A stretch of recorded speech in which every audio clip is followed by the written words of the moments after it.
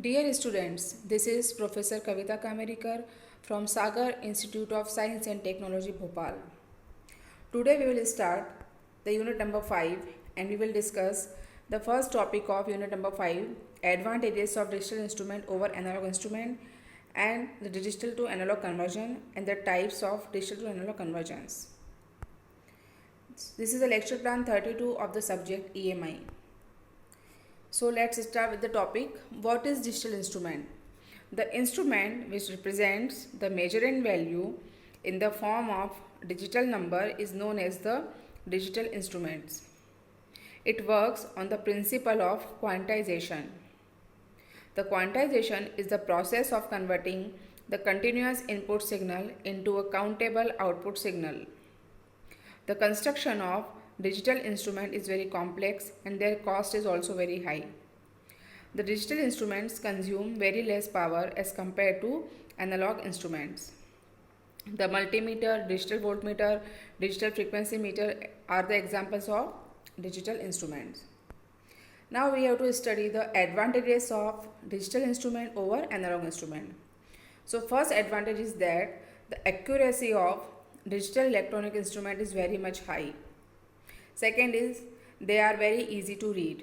हम उसकी वैल्यू को डायरेक्ट रीड कर सकते हैं, उसमें कोई भी एरर आने के चांसेस बहुत कम हैं. The input impedance of the digital instrument is very high because of which it can draw very less power. The instrument is free from the parallax error. In the analogue instrument the pointer is used for indicating the measuring voltage because of which the parallax error occurs. जैसा कि हमने first unit में देखा था, पैरेलक्स error क्या होती है, जो कि this is the error due to the sight of the measurement. तो एनालॉग इंस्ट्रूमेंट में पैरेलक्स एरर होने के चांसेस ज़्यादा होते हैं. While in digital instruments the output is display on the screen, thus the chances of errors are less.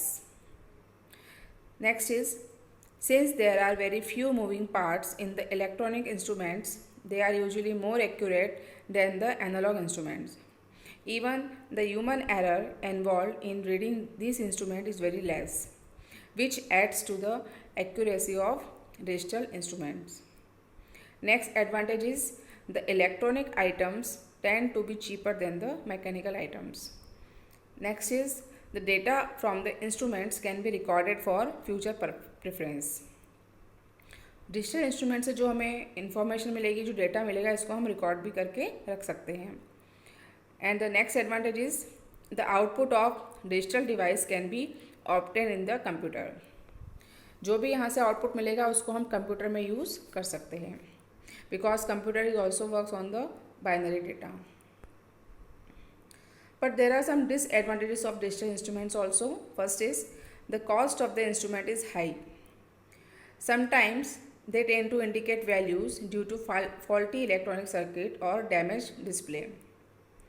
The digital instrument consists sensitive elements which are easily reacted with the surrounding temperature and humidity. Next is, in case of high humidity and corrosive atmosphere, the internal parts may get damaged and indicate the faulty values. Sometimes these instruments show some reading even though there is no applied measurable parameter. So these are the some disadvantages of digital instrument. Now the topic is digital to analog converter and analog to digital converter. Commonly it can be called as the data converter. So what is digital to analog converter? It is also called as DAC or D2A. A digital to analog converter is a system that converts a digital signal into an analog signal. जैसे कि नाम से clear है, DAC क्या करेगा, digital data को analog data में convert करेगा. Similarly analog to digital converter ADC और A2D और AD is a system that converts an analog signal into digital signal. So these are the types of converters in measurement. हम analog signal को कैसे define करते हैं? What is the analog signal? This is the example of analog signal. Analog signal is a continuously valued signal such as temperature, speed with infinite possible values in between. एक जो continuously varying signal होगा उसको हम क्या बोल सकते हैं? Analogue signal, जिसमें कि बहुत सारे वैल्यूज़ हम डिफाइन कर सकते हैं. And what is a digital signal? Digital signals are discretely valued signal, यानी कि हम उसको हर पॉइंट पर डिफाइन नहीं कर सकते. We have to define some at some discrete instance of time, such as integers encoded in binary like 1 2 3 4 5. So we can't put here like 1.5 or 1.6 or 2.4 or 2.6. So we have to take discretely valued signal. So from the diagram we can understand the concept of analog and digital. This is the analog signal, that is actual word or the actual values we got in the experiment, and this is the converted into digital or in the binary form for operate in the computer. So basically D2A and A2D is used to convert the signals appropriately according to the requirement. We will start with the digital to analog converter. This is the simple block diagram of digital to analog converter. A digital to analog converter or DAC takes a digital code at its input and produces an analog voltage or current at its output. जैसे कि हम diagram से देख सकते हैं, DAC में क्या आ रहा है इनपुट में? There is some information in the form of the digital form, और we can say it is a digital code. Digital में दो वैल्यूज ही हो सकती है, 1 and 0. So this will be comprises of 1010 like this. And it will convert this information into analog form. Analog is a continuously varying signal. So the digital to analog converter takes a digital information at the input and produce an analog information at the output. And this analog output is proportional to the digital input. जब हम convert कर रहे हैं, so it must be accurate. It means कि जो हम input दे रहे हैं उसी के अकॉर्डिंगली हमें आउटपुट मिलना चाहिए. So the output is proportional to the digital input. We can understand by this block diagram also. This is the DAC. This is the supply voltage to operate the circuit. This is the binary input given at the input side, and this is the analog signal output. जो भी analog signal output मिलेगा, this is with reference to the ground. तो यहाँ पर हम जो भी input देंगे वो एनालॉग में कन्वर्ट होगा. This is a simple block diagram of DAC. Now there is very important concept in the converters is resolution. The resolution of D2A converter is defined as the smallest change that can occur in the analog output as a result of change in the digital input. जैसे ही digital input में कोई change होगा, how the change in the output will occur, this is called as the resolution. यानी कि जरा सा भी अगर हम इनपुट में चेंज करेंगे तो कितना चेंज मिनिमम वहाँ पर आएगा at the output side, this is called as the resolution. It is defined as the smallest change that can occur in the analog output as a result of change in the digital input. The resolution is always equal to the weight of the LSB and is also referred to as the step size. Step size मतलब कि यहाँ पर जब हम इसको convert करेंगे तो जो भी हमारे पास डिजिटल इंफॉर्मेशन होगी इसको हम पहले क्वांटाइज करेंगे. तो क्वांटाइज करने के लिए हम उसकी वैल्यू को इस तरीके से चेंज करते हैं, क्वांटाइज करते हैं. Then it is called as the step size. यानी कि एक वैल्यू से दूसरी वैल्यू के बीच में कितना डिफरेंस होगा, this is called as the step size. Now the resolution can be also expressed in the form of the percentage resolution. It is the amount of voltage और current per step. It is also useful to express it as a percentage of the full scale output. इसका formula क्या होता है percentage resolution का? Step size upon full scale output into 100. इसी को हम एक और फॉर्मूले से भी समझ सकते हैं. Percentage resolution equals to 1 upon total number of steps into 100%. अगर जैसे हमारे पास n बिट बाइनरी कोड है तो टोटल नंबर ऑफ स्टेप्स कितनी होंगी? 2 to the power n-1. तो यहाँ पर हम टोटल नंबर ऑफ स्टेप्स निकाल के रिजोल्यूशन को फाइंड आउट कर सकते हैं. यहाँ पे क्वेश्चन से हम इसको क्लियर कर सकते हैं. A 10-bit DAC has a step size of 10 millivolt. Determine the full scale output voltage and the percentage resolution. जैसे कि यहाँ पर क्वेश्चन में दिया है there are 10 bit, so n की वैल्यू क्या होगा यहाँ पर, n is equals to 10, so total number of step size equals to 1023 and the step size is 10 millivolt. इसका मतलब क्या हुआ, एक वैल्यू से दूसरी वैल्यू के बीच में कितना डिफरेंस होगा, 10 मिली वोल्ट का। हम इसको एनालॉग में कन्वर्ट कर रहे हैं तो द आंसर और the output should be in the voltage form. So अगर यहाँ पर हमने निकाल लिया कितनी स्टेप्स होंगी, यहाँ पर 1023 स्टेप्स होंगी और 10 मिली वोल्ट का स्टेप साइज है, तो फुल स्केल आउटपुट कितना होगा, full scale output will be equals to the step size into total number of steps. So this is the 10.23 is the full scale output and the percentage resolution is equals to the step size upon full scale output into 100%. It is approximately equals to 0.1%. इसका क्या मतलब हुआ कि अगर हम वहाँ पर कोई भी इनपुट में चेंज करेंगे तो आउटपुट में कितना चेंज होगा, 0.1%। जैसे कि हमने दूसरा फॉर्मूला भी देखा था, उस फॉर्मूले से भी हम कैलकुलेट कर सकते हैं 1 upon total number of steps into 100%। तो यहाँ पर हम निकाल चुके हैं टोटल नंबर ऑफ स्टेप्स कितनी है, 1023, तो so 1 upon 1023 into 100% equals to again 0.1%। So any of this formula can be use to calculate the resolution. Resolution का मतलब ये होता है कि जब हम इनपुट में चेंज करें तो आउटपुट में उसमें कितना चेंज होगा। Now the first type of D2A converter is binary weighted register. Binary weighted register utilize an inverting weighted op-amp circuit।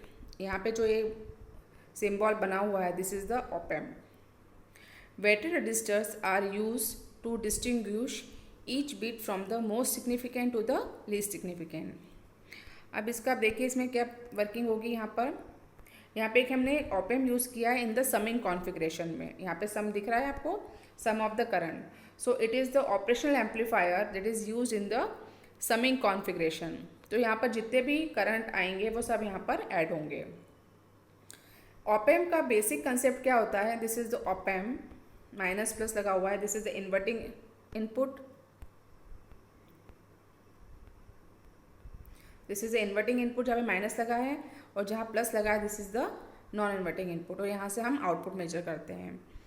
और op-amp की प्रॉपर्टी होती है कि op-amp के अंदर करंट फ्लो नहीं होता है।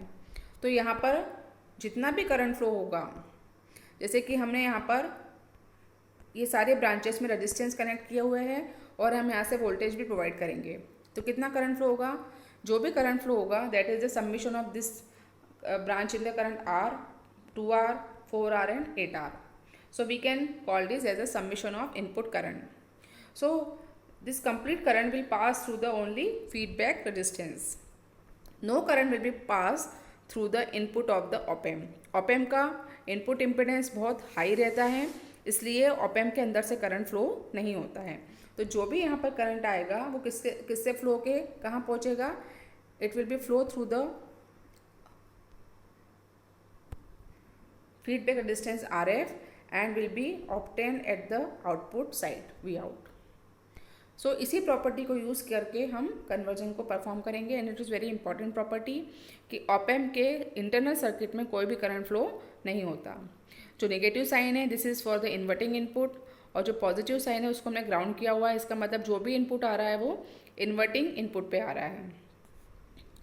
ओके, सो इन्वर्टिंग मतलब कि वहाँ पे जो भी हमें आउटपुट मिलेगा, Vout जो रहेगा, the Vout will be negative of Vn, यानी कि वो फेज शिफ्ट के साथ मिलेगा हमें। माइनस का मतलब ये होता है कि the output and input is in phase shift with 180 degree. तो यहाँ पर जैसे हम इन्वर्टिंग इनपुट पे सारे इनपुट को अप्लाई कर रहे हैं, तो Vout क्या हो जाएगा, Vout is equals to minus of V input, जो भी इनपुट होगा यहाँ पर। Minus sign indicates that the output and input are in 180 degree phase shift. तो हमने पॉजिटिव या नॉन इन्वर्टिंग वाले को ग्राउंड किया हुआ है और इन्वर्टिंग वाले को हम इनपुट में दे रहे हैं, यानी इन्वर्टिंग से हम सब इनपुट्स को कनेक्ट करके रखे हैं।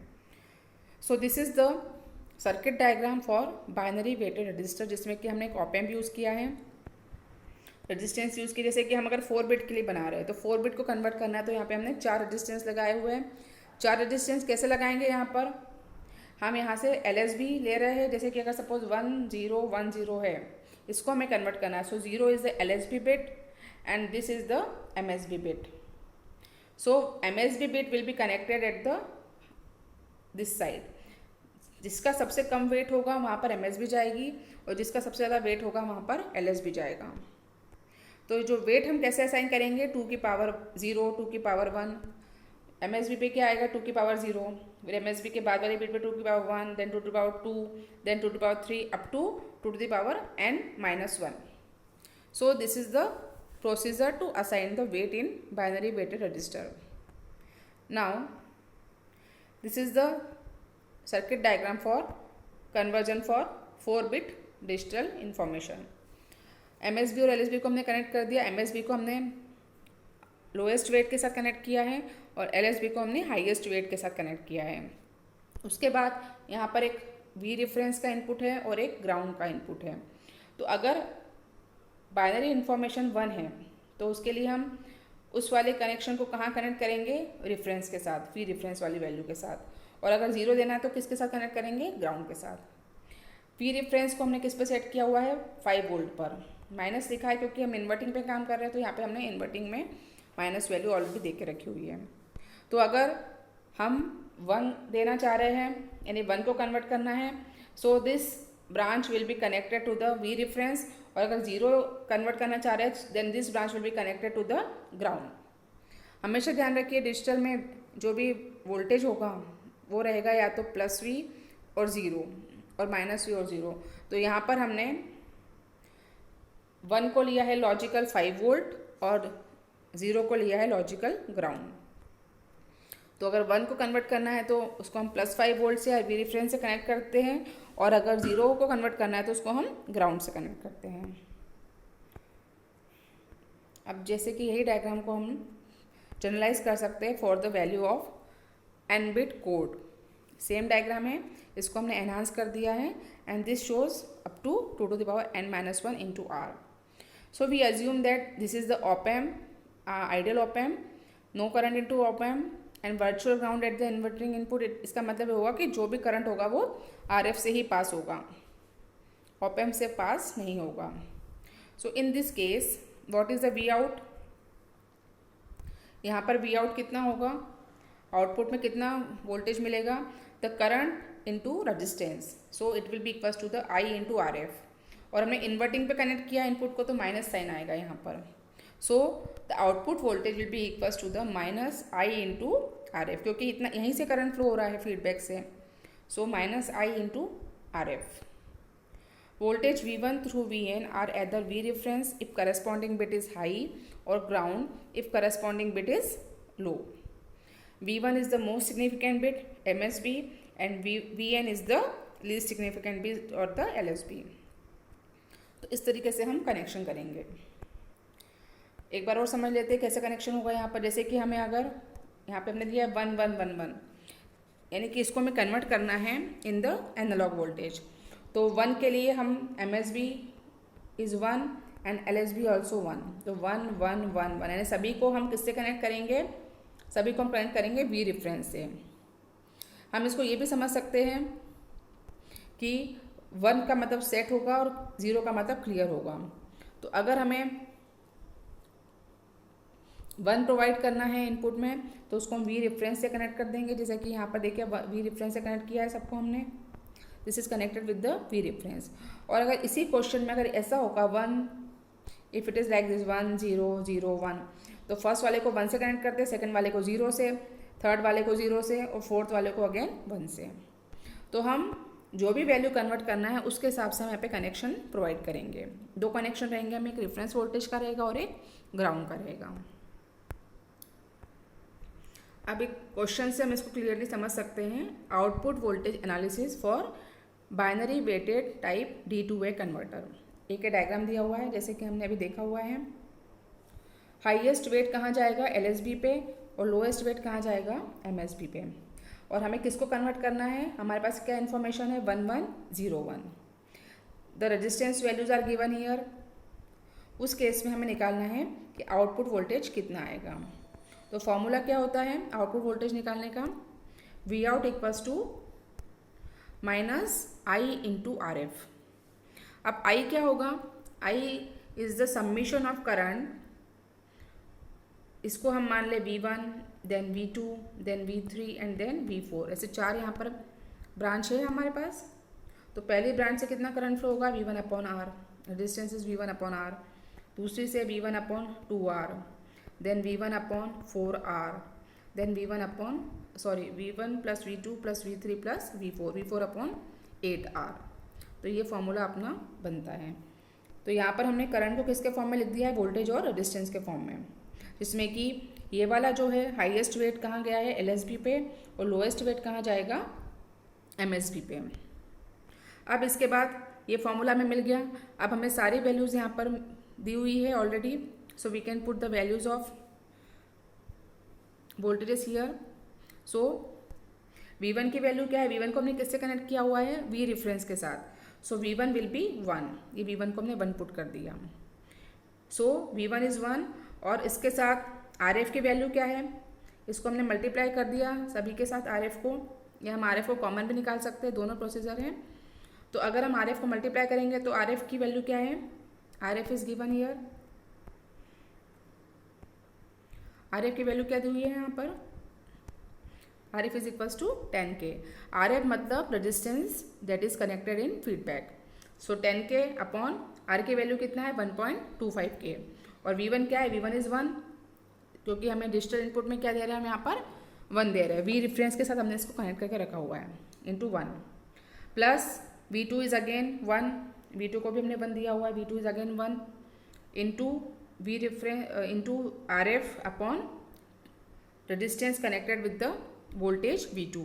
तो यहाँ पे कितना वोल्टेज, कितना रेजिस्टेंस दिया है, 2.5K। सिमिलरली V3 की वैल्यू क्या है, V3 इज 0, तो V3 क्या हो जाएगा, 0, तो ये पूरा टर्म खत्म हो गया। अगेन V4 क्या है, V4 इज 1, ये किस रेजिस्टेंस का कनेक्ट है, 10K के साथ। सो V reference is RF is 10K and, और V4 किसके साथ कनेक्ट हो रहा है, ये 10K के रेजिस्टेंस के साथ, तो यहाँ पर भी क्या आ जाएगा, 10K। So the answer will be -13 volt. तो इस तरीके से हम ऐसे क्वेश्चंस को सॉल्व करेंगे। इसमें आपको सारी वैल्यूज दी रहेगी, आपको इस वाले फॉर्मूले को यूज़ करना है in the weighted binary type D to A converter. तो जो भी वोल्टेज यहाँ पे प्रोवाइड करेंगे, वोल्टेज कैसे देखेंगे हम, जो भी इनपुट है डिजिटल इनपुट, उसके अकॉर्डिंगली वोल्टेज हमें मिलेगा। अगर 1 है तो इसका मतलब हाई है, तो उसको 1 लेंगे हम, और अगर 0 लिखा है तो उसको ग्राउंड मतलब 0 ले लेंगे। So by using this formula we can find out the analogue voltage. तो इस मेथड में क्या कर रहे हैं हम, we are giving the digital input and converting into analogue output. So it is very important method. यहाँ पर हमने ऑप एम्प यूज़ किया हुआ है इन्वर्टिंग कॉन्फ़िगरेशन में, और समिंग दिया, सारे इनपुट को सम किया हुआ है। पूरा करंट कहाँ से पास होगा, थ्रू द फीडबैक रेजिस्टेंस, और आउटपुट पर पूरा करंट मिलेगा, क्योंकि ऑप एम्प की प्रॉपर्टी क्या होती है, due to its high input impedance no current flow through the internal circuit of op amp. तो जितना भी करंट होगा उसको हम किस फॉर्म में लिख सकते हैं, we can write in the form of voltage and resistance. So this is the method to convert the digital information into analogue information. तो इस टाइप के क्वेश्चंस बनते हैं, इसमें थ्योरी भी आ सकता है, इसमें न्यूमेरिकल भी आ सकता है। Now the binary weighted register advantages and disadvantages. इसका एडवांटेज क्या है, this is simple to construct and to analyse, and the second is fast conversion. The disadvantages are, first is it requires large range of register. अब जैसे हमें यहाँ पर 4 bit को convert करना था, तो हमने 4 रेजिस्टेंस लगाए हुए हैं। ऐसे ही अगर हमें n बिट को करना होगा तो कितने लगाने पड़ेंगे, हमें n रेजिस्टेंस यहाँ पर लगाने पड़ेंगे, जिसकी वैल्यू क्या होगी, 0 से लेके n-1। इट मीन्स इस डायग्राम में भी आप देख सकते हैं, अगर हमें n बिट के कोड को कन्वर्ट करना है, so we require the resistance values having from R, 2R, 4R up to the power n-1R। तो वेट के हिसाब से उसकी वैल्यू रहेगी, तो हमें वैल्यू को भी डिसाइड करना ज़रूरी है यहाँ पर। So this requires a large variety of registers for its operation. It requires low switch resistance in transistor. अब जैसे कि हमने यहाँ पे वी रेफरेंस और ग्राउंड की वैल्यू ली हुई है, तो ये किससे परफॉर्मेंस होगा, ये वाला, this is by using transistor as a switch. यहाँ पे हम ट्रांजिस्टर को यूज़ करेंगे एज अ स्विच, जो कि अगर सेचुरेशन में है तो वी रेफरेंस यानी कि हाई वोल्टेज मिलेगा, और अगर कट ऑफ में है तो वो ज़ीरो वोल्टेज मिलेगा। तो यहाँ पर हमको ये चाहिए कि वो ट्रांजिस्टर की जो स्विचिंग होगी वो बहुत फास्ट होना चाहिए। This can be expensive, therefore it is usually limited to 8 bit resolution. Normally हम इसको 8 बिट के लिए यूज़ करते हैं, क्योंकि इसकी जो अगर हम कॉस्ट देखेंगे तो साइज़ के साथ इसकी कॉस्ट बढ़ती जाती है। So these are the advantages and disadvantages of binary weighted register. Thank you.